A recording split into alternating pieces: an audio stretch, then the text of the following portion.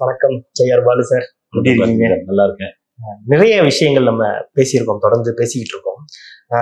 நடிகர் நடிகைகளை பத்தி தான் பேசிட்டு இருக்கோம். இந்த தடவை நடிகர் நடிகைகள் சம்பந்தப்பட்ட ஒரு விஷயம்தான், அது ரொம்ப முக்கியமானதா இந்த காலகட்டத்துல பார்க்கப்படுது அப்படின்னு சொல்லலாம். அந்த காலகட்டத்துல அப்படி தேவைகள் இல்லாம இருந்துச்சு. ஏன்னா அது ஸ்டுடியோக்குள்ளாரையே நடந்துகிட்டு இருந்த ஒரு விஷயன்றதுனால அது அப்ப தேவைப்படலை. ஆனா இப்ப பல இடங்கள்ல, பல வெளிநாடுகள்ல இருக்கட்டும், இல்ல பப்ளிக்லயே எடுக்கிற மாதிரியான பல விஷயங்கள் ஷூட்டிங் நடக்கிறதுனால இது தேவைப்படுது. கேரவன் நடிகர் நடிகைகளுக்கு மிக முக்கியமானதாக பார்க்கப்படுது. அதுல பிளஸ் ஆர் மைனஸ் ரெண்டுமே இருக்கு. அது அந்த கலாச்சாரம், கேரவன் கலாச்சாரம் அப்படின்ற ஒரு ஒண்ணு பழைய நடிகர்களால அது புறக்கணிக்கப்படுது. நாங்கெல்லாம் ஒன்னா உட்காந்து பேசுவோம், இப்ப அந்த மாதிரிலாம் இல்லை. நடிகைகள்லாம் உள்ள போயிடுறாங்க, ஷார்ட் முடிஞ்சவங்க உள்ள போயிடுறாங்க அப்படின்ற மாதிரியான குற்றச்சாட்டுகள் இருக்கு. இன்னொரு பக்கம் அது தேவைப்படுது, ஒரு துணி மாத்திரத்துக்காக இருக்கட்டும், இல்ல இந்த பாத்ரூம்க்கு யூஸ் பண்ற அந்த மாதிரி விஷயங்களுக்காக கண்டிப்பா தேவைப்படுது. இந்த கேரவன் அப்படின்ற ஒரு விஷயம் எங்க இருந்து வந்தது, எப்படி வந்தது? ஏன்னா சமீபத்துல ஒரு காணொளி நம்ம பார்த்தோம். அந்த கேரவன்லயே ஒருத்தர் ரொம்ப வருஷமா வாழ்ந்துகிட்டு இருக்காரு. ஒரு நபர் காட்டுல ஒரு கேரவன்லயே, கார்லயே இருக்காரு அப்படின்ற விஷயத்த நம்ம பார்த்தோம். இந்த கலாச்சாரம் எங்க இருந்து வந்துச்சு, இந்த கேரவன் கலாச்சாரம்? அந்த வீடியோ நான் கூட பார்த்திருந்தேன். கொடைக்கானல்ல ஸ்வீடன் நாட்டை சேர்ந்தவராம். இந்த கேரவன்லாம் வராதுக்கு முன்னாடி அவர் தாத்தாவுக்குலாம் தாத்தா பொழுது ஒரு காருக்குள்ளேயே ஒரு கிட்டத்தட்ட ஒரு 35 வருஷமா காருக்குள்ளேயே இருக்காரு. வெளியுலகே போனவர், இறங்கவே இறங்க மாட்டாராம். ஒரு கம்பளியை போத்திக்கிட்டு அவர் பாட்டு படிக்கிறாரு, எழுதுறாரு. அதுக்குள்ளேயே ஒரு கழிவுறை வச்சிருக்காரு. அந்த எதுவும் போலீஸ் கூட அதை டிஸ்டர்ப் பண்றது கிடையாது. அது மழை, வெள்ளம், புயல், குளிர்லாம் எப்படி தாங்குறாருன்னு தெரியல.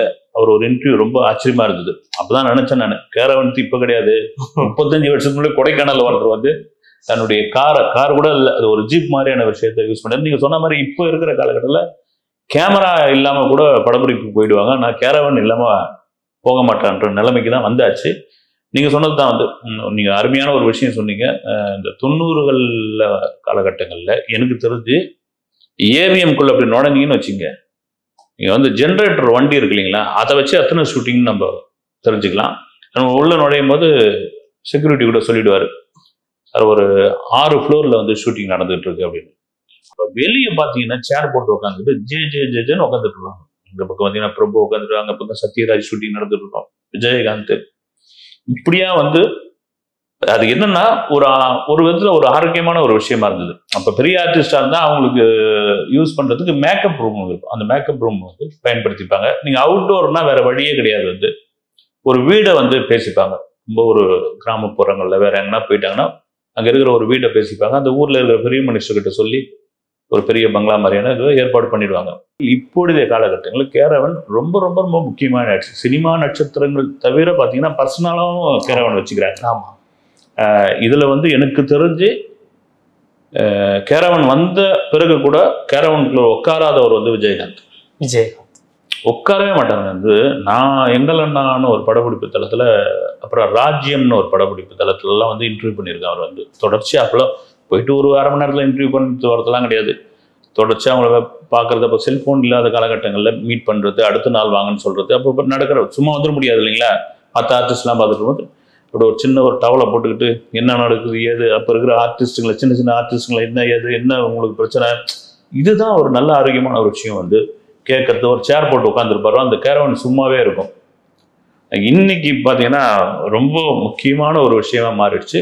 குறிப்பா இன்னைக்கு ரிலீஸ் ஆகிருக்கிற சலார் படத்தில் ஒரு சம்பவம் நிகழ்ச்சியா பிருத்திவிராஜ் மலையாள ஊடகங்கள்ல ஒரு பேட்டி கொடுத்துருக்காரு. எனக்கு ரொம்ப நிகழ்ச்சியா இருந்தது அது பார்க்கும்போது. என்னன்னா பிரபாஸும் அவரும் சேர்ந்து நடிச்ச படம். பெரிய எதிர்பார்ப்புக்குள்ள பிரபாஸுக்கு இணையான ஒரு கேரக்டர். பிருத்திவிராஜோடைய திறமையெல்லாம் நமக்கு தெரியும். பிரபாஸ் கேரவன் ஒரு 7 ஸ்டார் ரேஞ்சுக்கான கேரவன். அது ஸ்டார் ரேஞ்செல்லாம் இருக்கு, கண்டிப்பா உண்டு சார். அது அவங்க சொல்ல மறந்துட்டு உண்மையா அது உண்டு. நீங்க ஆர்டிஸ்டோடைய வேல்யூக்கு தகுந்த மாதிரியான கேரவனுடைய தரம் மாறும். அப்ப நீங்க சொல்ற 7 ஸ்டார்னா அது இருக்கிறதுலே அதுதான் உச்சம், அதுதான் உச்சபட்சம். உங்களுக்கு பெரிய கேரவன், அது எல்லா வசதிகளும் இருக்கும். ஒரு 4 டோர் வச்ச மாதிரி இருக்கும், 4 டோர் வச்ச மாதிரி இருக்கும். அப்புறம் ஒரு சூட் ரூம்ல எப்படி போய் தங்குறோமோ அந்த மாதிரியான வசதிகள்லாம் உள்ள இருக்கும். அந்த கேரவன் நானும் போய் பார்த்துருக்குறேன். அப்படி ஒரு வசதியை தயாரிப்பு தரப்புல செஞ்சு கொடுத்துருக்காங்க. இவர் பக்கத்து கேரவன், அந்த படப்பிடிப்புல எக்கச்சக்கமான கேரவன் இருந்து இருக்கும். அவ்வளவு ஆர்டிஸ்ட் இருந்திருக்காங்க. இன்னைக்கு இல்லைன்னா உங்களுக்கு அந்த பாகுபாடு இருக்கு இல்லைங்களா, அது ஒரு கட்டத்தில் எப்படி ஆயிடுனா ஒரு கேரக்டர் ரோல் பண்றாங்க பாருங்க. ஒரு மிடில் லெவல்ல இருக்கிற ஆர்டிஸ்டுக்கெல்லாம் ஒரு கேரவனை மூணு பேர் தங்குற மாதிரிலாம் பிரிச்சு கொடுப்பாங்க.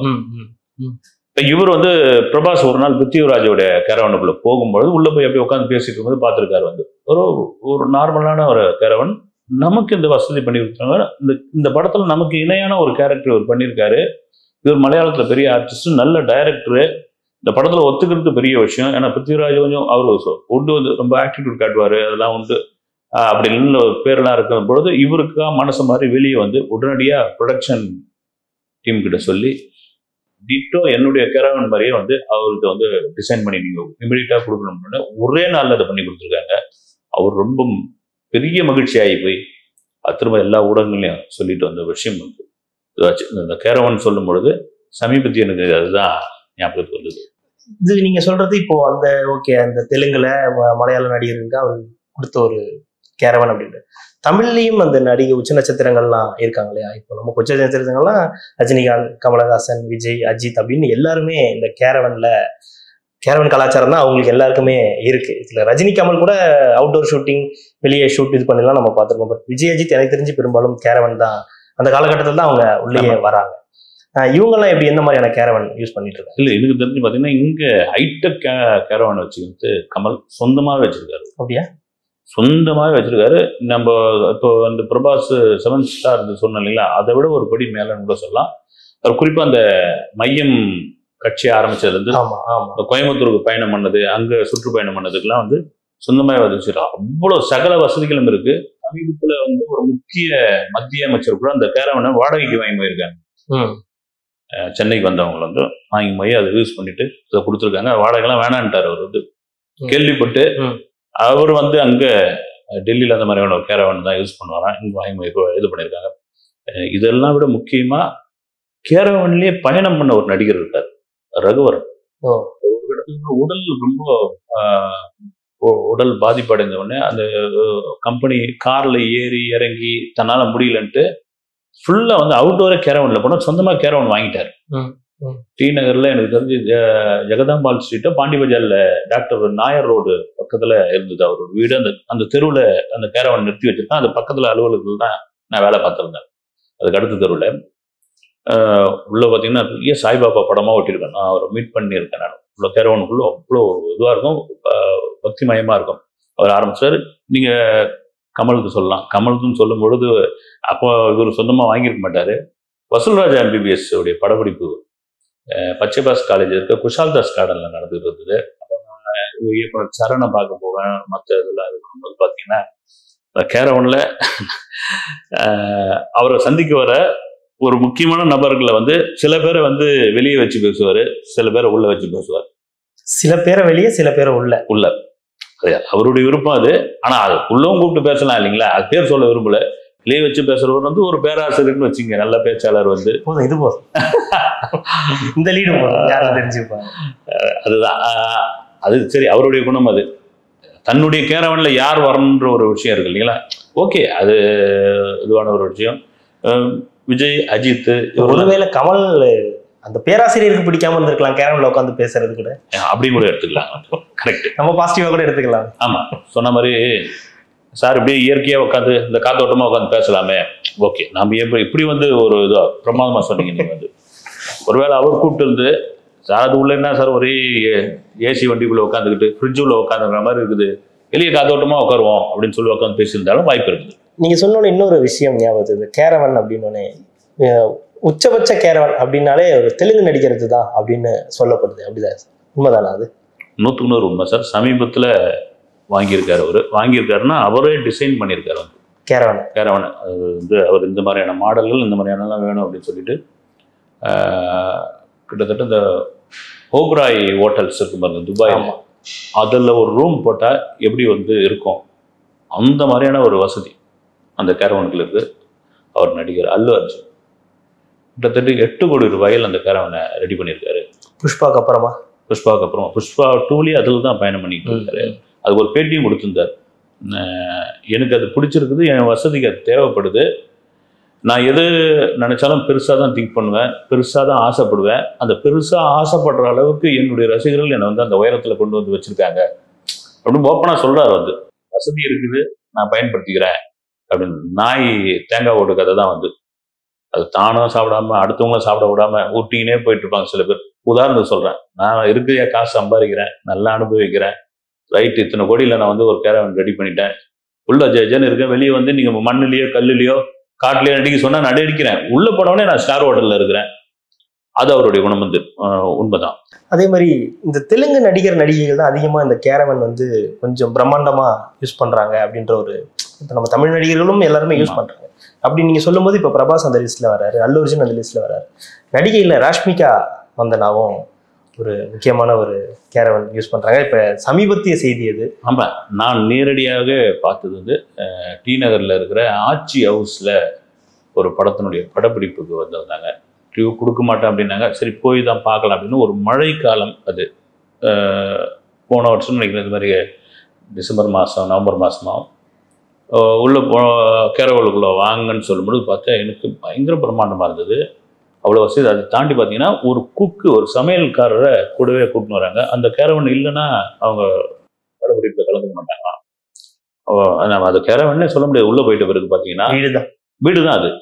அந்த குக்கு பண்ணுறதுக்கு என்ன பண்ணுறாங்க, ரெண்டு அந்த டாப்லாம் இறக்கி விட்டுட்டு அடுப்புலாம் வச்சு அந்த ஃப்ரை பண்ணுறது இதெல்லாம் ரெடி பண்ணிக்கிட்டு எல்லாம் அவ்வளோ வசதி இருக்குது. நம்ம இந்த ஃபாஸ்ட் ஃபுட் கடை யூஸ் பண்ணுற மாதிரி அதே தாங்க. இந்த இது என்ன சொல்லுவாங்க, இந்த மொபைல் ஃபுட்டு இருக்கு இல்லைங்களா, அந்த மாதிரி ட்ரக்கு, ஓகே, அந்த மாதிரி தான் வெளியே இருந்து பார்க்கறதுக்கு அந்த மாதிரி தோற்றமாக இருக்குது. உள்ளே போனீங்கன்னா அடே அப்பான்ற அளவுக்கு. இன்னொரு அதில் பெரிய ஹைலைட் என்னன்னா, இப்போ கேரவன்லேருந்து இறங்கும் பொழுது மழை பெய்யுதுன்னு கொடை பிடிப்பாங்க இல்லைங்களா, அந்த கொடை பிடிக்கிற கேப்பில் ஒரு 2 சொட்டு தண்ணி விழுந்துடும் இல்லைங்களா, சரி, அந்த தண்ணி சாரல் கூட படாத அளவுக்கு அந்த வசதி பண்ணி வச்சிருக்காங்க. அவ்வளோ வசதி, அவ்வளோ தண்ணி கூட பற்றக்கூடாது. அதாவது என்ன வந்து இவ்வளோ கோடிகளில் சம்பாதிக்கிறோம், இது பண்ணுறோம், இவ்வளோ வசதிகள் எங்களுக்கு தேவை, அது டிமாண்ட் பண்ணுறாங்கல்ல. அப்படி இருக்கும்போது அதை செஞ்சு கொடுக்குறாங்க, இல்லைன்னா தாங்களே செஞ்சுக்கிறாங்க. அது கனவா அன்னைக்கான ரெண்ட்லாம் வந்து ப்ரொடியூசர் தான் கொடுக்க போறாரு. கரெக்டாக சொன்னீங்க, எனக்கு தெரிஞ்சு அதை நேரடியாக பார்த்தது நானே தான். அதே மாதிரி அஜித் விஜய் அவர்களுடைய அந்த கேரவன் கலாச்சாரம், ஆமா, அஜித்துடைய ஒரு கேரவன் விவகாரம் வந்து கொஞ்சம் பேசு பொருளாவே மாறி இருந்துச்சு. அதை பத்தி நம்ம கரெக்டாக ஞாபகம் வச்சிருக்கீங்க. அதை வந்து அஜித் வந்து ஒரு பிக் ஒன்று ரிலீஸ் ஆயிடுச்சு சில வருடங்களுக்கு முன்னாடி. அதை தான் அப்படி சோசியல் மீடியாவில் அது நல்லா வைரல் ஆயிடுச்சு, நல்லா இது வரும். அதை என்ன பண்ணிட்டாங்க, நம்மளால அந்த ஃபோட்டோ அப்படியே ஜூம் பண்ணி ஒரு கட்டத்தில் எடுத்து போய் ஒரு பாதி கிளாஸ் சரக்கு போட்டு மீதி இருக்கும் வந்து அதை போட்டு வைரல் ஆக்கியிருந்தாங்க. வந்து அது எண்ணெய் எறிந்தால் டைம்ல அது கொடுத்தது வந்து அது சோசியல் மீடியாவில் ஒரு சண்டை மாதிரியெல்லாம் ஆயிருந்தது. எனக்கு ரொம்ப பிடிச்ச விஷயம் என்னன்னா, அங்கே வந்து ஒரு கிளாஸ் இருக்கிறது தெரியும், அது ஒரு நொடியில் மறைச்சு வச்சிருக்கலாம், இல்லைன்னா வெளியே வாங்க எடுத்துன்னு இருக்கலாம், இல்லை வேணாங்க முடிவு பண்ணியிருக்கலாம். ஓப்பனாக இருக்கிற ஒரு நபர் தான் வந்து இதில் போய் என்ன இருக்குது, ஓகே இருந்தால் எழுத மாட்டோம், அது கண்ணுக்கு கூட தெரியல, அதை எடுத்து ஆராய்ச்சி பண்ணுற அளவுக்குலாம் ஆயிடுச்சு. வந்து அஜித் இது பண்ணியிருந்தாங்க. அப்பா அதுக்கு எதுவும் பதில் சொல்லலை. அந்த ஆதரவாக சில பேர் பேசிட்டாங்க. இது வந்து என்ன சொல்றது, வந்து உங்க கேரவனுக்குள்ள இருக்கிறது உங்களுடைய சுதந்திரம். அது வந்து நீங்க அங்கே போய் படம் எடுத்தது தப்பு. சில பேர்லாம் எடுக்க விட மாட்டாங்க தெரியுங்களா, அது போட்டோ எடுக்க வேணா வெளியே வந்து எடுத்துக்கலாங்கன்னு. அது எடுத்ததே தப்பு. அஜித்னு சொல்லும் போது இன்னொரு விஷயம், வலிமை படத்துல கார்த்திகேயன் நடிச்சிருந்தாரு இல்லைங்களா, தெலுங்குல ஒரு ஹீரோ வில்லனாவும் பண்ணுவாரு, இதுல வில்லனாவும் பண்ணியிருந்தாரு.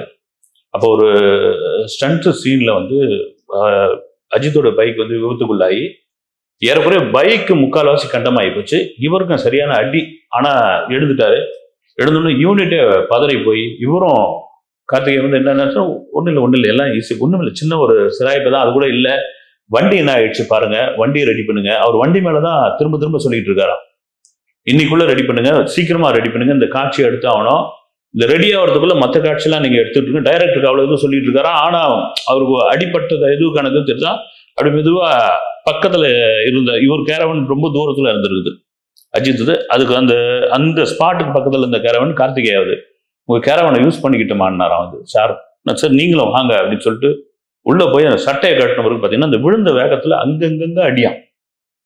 சார் என்ன சார் இங்க இது இப்படி வந்து அடிபட்டு இருக்குன்னு இல்லை, அங்கேயும் நான் காட்டியிருந்தா எல்லாமே கொலாப்ஸ் ஆகிடும். அஜித் சாருக்கு அடிபட்டுச்சு ஷூட்டிங் நின்று போயிடும். இந்த இடம் பர்மிஷன் வாங்குறது அவ்வளோ கஷ்டம். உங்க டேட் உட்பட இங்க இருக்கிற மற்றவங்க டேட்டை இன்னைக்கு வந்து ரொம்ப வேல்யூபிளான டேட்ஸ் வந்து அது வீணடிக்க கூடாது. அப்ப அந்த படப்பிடிப்பு காலத்துல ஒரு ஆம்புலன்ஸ் ரெடியாவே இருப்பான். அங்க இருக்கிற டாக்டரை சைலண்டா கூட்டினாங்க, நீங்க சும்மா ஃபர்ஸ்ட் எய்ட் மட்டும் பண்ணிட்டு நான் ஷாட்டுக்கு வரேன், அதுக்குள்ள பைக் ரெடி ஆகட்டும் அப்படின்னு சொன்னது வந்து அதுவும் ஒரு பெரிய விஷயம். உங்களுக்கு ஒத்த தலைவலி வந்துடுச்சுன்னு சொல்லி படப்பிடிப்பு நிறுத்தின நடிகர் நடிகைலாம் உண்டு. ஒத்த தலைவலிக்கே வந்து ஒத்த தலைவலி தாங்க முடியாதுதான், பேக்கப் சொல்லுங்கன்னு சொன்ன சம்பவங்கள்லாம் உண்டு. அதெல்லாம் பேசணும்னா நிறைய பேசிக்கிட்டே இருக்கலாம். தல அஜித் அவர்களை பத்தி சொல்லுங்க. விஜய் அவர்களுடைய கேரவன் இல்லை, விஜய் கேரவனுக்குள்ளேருந்து வெளியே வரவே மாட்டார் பெரும்பாலும். அவருடைய கேரவன் சம்பவங்கள் அப்படின்னா பொதுவாக வந்து கேரவனுக்கு கெட்டப்பில் இருந்தாருன்னா, நான் பார்த்தது வந்து இந்த புலிப்பட டைமில் பிடி செல்வகுமார் ஒரு தடவை கூட்டு போயிருந்தார். அப்போ இந்த அவர் தான் அந்த யூனிட் சம்மந்தப்பட்ட ஆட்கள்லாம் ஃபோட்டோஸ் எடுக்கிறதுக்கு குழந்தைங்கள்லாம் கூப்பிட்டு வந்திருந்தாங்க. அப்போ இந்த மாதிரி என்ன ஒரு கெட்டப்லாம் போட்டு இருந்ததுனால இது வேணாமேன்னு சொல்லிட்டு போயிட்டாரு. போனவருக்கு என்ன நினைச்சாரு தெரியல. அப்போ கேரவனில் கூப்பிடாம வெளியே நின்று தான் அந்த லெதர் ஜாக்கெட் மாதிரிலாம் போட்டுக்கிட்டு இருந்தார். வந்து நின்று ஃபோட்டோ எடுத்துக்கிட்டு அமுச்சு விட்டாப்புல. அது பெரும்பாலும் அது அவர் வந்து கேரவன் இல்லாத காலத்திலேயே பார்த்தீங்கன்னா, நான் சொல்றது பகவதி படப்பிடிப்புலாம் ஒரு கொடை ஒன்று இருக்கும், அடுத்தவங்களும் பிடிக்க சொல்ல மாட்டாரு. அந்த கொடையை அப்படி பிடிச்சிட்டு அவர் பாட்டு உட்காந்துருவாரு, இல்லை ஃபோனை வச்சு இது பண்ணிட்டு இருப்பாரு. ஷார்ட் ரெடின்னு கூப்பிட்டவருக்கு தான் வந்து வருவார், யாருக்கிட்டையும் பேசவே மாட்டாரு. நான் கேரவன் சொன்னோன்னே இன்னொரு சம்பவம், அது நிறைய பேருக்கு தெரிஞ்சிருக்கும். போக்ரி படம் அதுதான் கேட்டேன், பல பேருக்கு அது தெரிஞ்சிருக்கும். இன்னும் அந்த சம்பவத்தினுடைய வடு மாறாமல் இருப்பவர் நெப்போலியன். ஆமா, இந்த படத்துல நெப்போலியன் ஒரு கேரக்டர் பண்ணியிருப்பாரு, எல்லாருக்குமே தெரியும். ஒரு போலீஸ் கமிஷனரா இவங்க 2 பேர் காம்பினேஷன்ல ஒரு ஷூட்டிங் நடந்துட்டு இருக்கு. அதுல ஒரு முக்கியமான வசனம் கூட இப்ப இது வரைக்கும் ட்ரெண்ட்ல தான் இருக்கு. என்னால எந்த ஆக்ஷனும் எடுக்க முடியாது சார் அப்படின்னு வந்து நெப்போலியன் சொல்லுவாரு. அது ரொம்ப பிரபலமான ஒரு டயலாக் வச்சு அந்த மீம்ல கனெக்ட் பண்ணி இது பண்ணுவாங்க. அது வந்து இப்ப நெப்போலியனை பார்க்கறதுக்கு அவருடைய அமெரிக்க நண்பர்கள்லாம் வந்திருக்காங்க. பார்ப்பது மட்டும் இல்லாம விஜய் கூட சேர்ந்து போட்டோ எடுக்கணும் அப்படின்னா இவரு நம்ம உரிமையா வந்து வாங்க நம்ம தம்பி தானே போய் எடுத்துக்கலாம் வாங்கன்ட்டு நேரா கேரவன் கிட்ட போனோன்னே அந்த கேரவனுக்கு வெளியே வந்து ஒரு உதவியாளர் ஒருத்தர் இருப்பார், அசிஸ்டன்ட். சார் இல்லை சார் தூங்கிட்டு இருக்காரு, சாப்பிட்டுட்டு இருக்காரு, அது ஏதோ சொல்லியிருக்காரு. இருப்பா நீ வேற ஏன்பா அப்படின்னா இல்லை சார் அப்படின்ட்டு மறுபடியும் அவர் வந்து மடக்கியிருக்காரு. மனம் இவருக்கு ஒரு மாதிரி ஆயிட்டு இருக்கு. ஏன்னா கடல் கடந்து நண்பர்கள் வந்திருக்காங்க. அவங்க வந்ததே பார்த்தீங்கன்னா விஜய் கூட போட்டோ எடுக்கணுன்றதுக்காக தான் வந்திருக்காங்க. திரும்ப என்ன பண்ண சொல்றேன் நான் ஆர்டிஸ்டும், இல்லை சார் எனக்கு சார் வந்து என்னை திட்டுவாருங்க, வந்து நீங்க என்னங்க வந்து அப்படின்னு சொல்லும் பொழுது கையை தட்டி விட்டுருக்காரு. அந்த சவுண்டு கட்டு விஜய் கதவை வந்து நெப்போலியன் பார்த்து சரமாரியா திட்டிருக்காரு டென்ஷன்ல. திட்டவொடனே பெருத்த அவமானம் ஆயிருக்கு நெப்போலியன் வந்து. சீனியர் ஆர்டிஸ்ட் நண்பர்கள் முன்னாடி இவங்களை என்னென்ன நினைச்சுன்னு வந்திருப்பாரு. நான் வந்து மாவீரன் நெப்போலியன் அப்போ வந்து அடைமொழி வேற வந்து கலைஞர் கொடுத்தது வந்து இதெல்லாம் தாண்டி ரொம்ப வெக்ஸாகி போய் அவர் பாட்டு போயிட்டு இருக்கிறாரு. அப்புறம் அவங்க ஃப்ரெண்ட்ஸுங்கெல்லாம் விடுங்க, அதனால விடுங்க, என்ன இருக்குது இது அடுத்து அவர் என்ன மூட்ல இருந்தாரா ரைட்டு அப்படி இன்னும் என்னங்க இதுல போயிருக்கு, சக நடிகர் தானே நம்ம வந்ததுன்ட்டு அந்த காட்சியை ரொம்ப இன்வால்மெண்ட்டோடவே நடிக்கலையும் அவர். அப்புறம் பிரபுதேவா வந்து சாரி கேட்டுக்கிட்டு, அது அந்த படத்தோட டைரக்டர், அதையோட விஜய் கூட நடிக்கவே மாட்டேன் அப்படின்னு இன்னைக்கு வரைக்கும் கங்கணம் கட்டியிருக்காரு. அந்த நிகழ்ச்சியிலேருந்து கூட அவர் அந்த சம்பவத்துக்கு அப்புறம் அவர் அந்த மனசுல இருந்து கூட மாறலன்னு ஒரு தகவல் இருக்கு. வந்து சமீபத்தில் கூட ஒரு பேட்டியெல்லாம் கூட இந்த மாதிரி உங்களுக்கும் இந்த மாதிரி இருந்ததுக்கு ஏதோ ஒரு அரசியல் சம்பந்தமான ஒரு கேள்வி, விஜய் பற்றின அரசியல் சம்பந்தமான கேள்வி கூட அவர்கிட்ட பேசினப்போ கூட அவரும் அது ஒரு சம்பவம், ஒரு கசப்பான சம்பவம், அதை நான் மறக்க நினைக்கிறேன் அப்படின்ற மாதிரி தான் மறக்க நினைக்கிறேன்னு சொல்லுவாங்க. கடைசியாக ஒரு கேள்வி அப்படின்னா, எல்லாரும் கேரவன் எல்லாம் யூஸ் பண்ணியிருக்காங்க சார். நம்ம தலைவன் கவுண்டமணி சார் வந்து கேரவன் வச்சு ஒரு படமே எடுத்திருந்தாரு. சமீபத்தில் எடுத்த ஒரு ஹீரோவெல்லாம் கூட கேரவனை வந்து வாடகைக்கு விடுற மாதிரியான ஒரு படம் நடிச்சிருந்தாரு. கவுண்டமணி சார் கேரவன்லாம் யூஸ் பண்ணுவார். கவுண்டமணி வந்து கேரவனோட பார்த்தீங்கன்னா மிகப்பெரிய கார் பிரியர். வந்து கார் தான் வந்து கபரே கூட கேரவனை திட்டுவார். என்னையா கேரவன் இது வந்து சும்மா போய் அது உள்ள உட்காந்துன்னு இன்னமா அந்த மரத்தை பார்த்தோமா அந்த செடியை பார்த்தோமா 4 பேருக்கு இப்படி பேசுற மாதிரி 2 ஜோக் அடிச்சுமா அப்படி இருக்கணும், 4 பேரை கலாச்சோமா, நம்ம 4 பேர் கலாச்சோமா, இதுதான் விரும்பக்கூடியவர் வந்து. அப்புறம் தூக்கி வச்சுன்னா, ஆனா சொன்ன மாதிரி ஒரு கேரவனை வச்சு ஒரு கதையை பண்ணியிருந்தாங்க. அந்த படம் ஏன் ஒர்க் அவுட் ஆகலன்னு தெரியல. ஆனால் மிகப்பெரிய கார் பிரியர். இன்னொரு விஷயம், அந்த கேரவன் இல்லாத காலத்துல தொந்தரவுகள்லாம் சில நடந்திருக்குது. வந்து நீங்க ஒரு ஆரம்பத்துல ஒரு லீடு ஒன்று கொடுத்துருந்தீங்க, குறிப்பா அந்த இயற்கை உபாதைகளுக்கு ஒரு பெரிய இதுவா இருக்குது அதுதான் அப்படின்னு. நான் ஒரு தடவை வந்து நடிக்க அவங்க பேர் சொல்ல வேணாம், பாரதராஜா படத்தில் நடிச்சவங்க 2 பேருமே பாரதராஜாவுடைய அறிமுகம் தான். ஒரு 90 காலகட்டங்களில் 2 பேரும் சேர்ந்து ஒரு படம் நடிக்கிறாங்க. நடித்தோடனே அதில் இன்னொரு நடிகைக்கு வந்து நான் வந்து பாத்ரூம் போனோன்னு இவங்க கிட்ட சொல்கிறாங்க. அவுட்டோரு சொன்ன உடனே பின்பக்கம் பார்த்தீங்கன்னா ஒரு மாதிரி ஒரு சவுக்கு தோப்பு வேலிக்கத்தான் இந்த மாதிரியான ஒரு அடர்ந்த பகுதியாக இருக்குது. கொஞ்சம் தூரம் வரைக்கும் நீங்கள் அந்த ஸ்டண்ட்டில் இருக்கிற உதவியாளர்லாம் ஆனால் கொஞ்சம் தூரம் வாங்க நீங்கள் அப்படின்னு, சரி வரம்மா அப்படின்ட்டு கொஞ்சம் மறைவான பகுதிக்கு போன பிறகு ஒரு அடர்த்தியான இடம். இவங்க 2 பேருமே கதாநாயகிங்க, அது டபுள் ஹீரோயின் சப்ஜெக்ட். அது இவங்க உட்காரத்து தயங்குறாங்க. என்னன்னு கேட்குறாங்க, யாரோ என்னை வாட்ச் பண்ணுறாங்க அப்படின்ட்டு இவங்க தயங்கும்போது யாருமே இல்லை அப்படிங்க திரும்ப சொல்கிறாங்க. இல்லை யாரோ என்னை வாட்ச் பண்ணுறாங்க, எனக்கு நல்லாவே தெரியுது, எனக்கு வேணாம் கிளம்பிடலான்னு. என்ன நீ வந்து அடுத்து ஷார்ட்னு வேணான்னு முடிவு பண்ணும்போது பார்த்தீங்கன்னா ஒரு மரத்துக்கு பின்னாடியிலேருந்து ஒரு முக்கியமான நடிகர் அப்படி வந்து அவுட் கொடுத்துட்டு போகிறாரு. ரொம்ப பெரிய ஷாக் ஆகிடுச்சு எங்களுக்கு அப்படின்னு. அப்போ வந்து இப்போ என்ன நினைக்கிறது வந்து அந்த கேரவன் ஒரு உண்மையாக அவங்களுக்கு ஒரு வசதியான ஒரு விஷயந்தான். சேலை மாற்றுறது இல்லைன்னா ஒரு சொன்ன மாதிரி ஒரு இயற்கை உபாதையை கழிக்கிறதுக்கு ஒரு சரி அட்வான்டேஜ் டிஸ்அட்வான்டேஜ் ரெண்டுமே இருக்கிற ஒரு விஷயந்தான். அன்றைக்கி இன்றைய பொழுதில் வந்து அது ரொம்ப வந்து இப்போ நம்ம செல்ஃபோன் இல்லாமல் எப்படி வெளியே வர முடியாது, ஆர்டிஸ்ட்கள் கேரவன் இல்லாமல் வெளியே போக முடியாதுன்ற அளவுக்கு. மிக்க நன்றி சார், பல கருத்துக்களை பகிர்ந்தமைக்கு மிக்க நன்றி. வணக்கம்.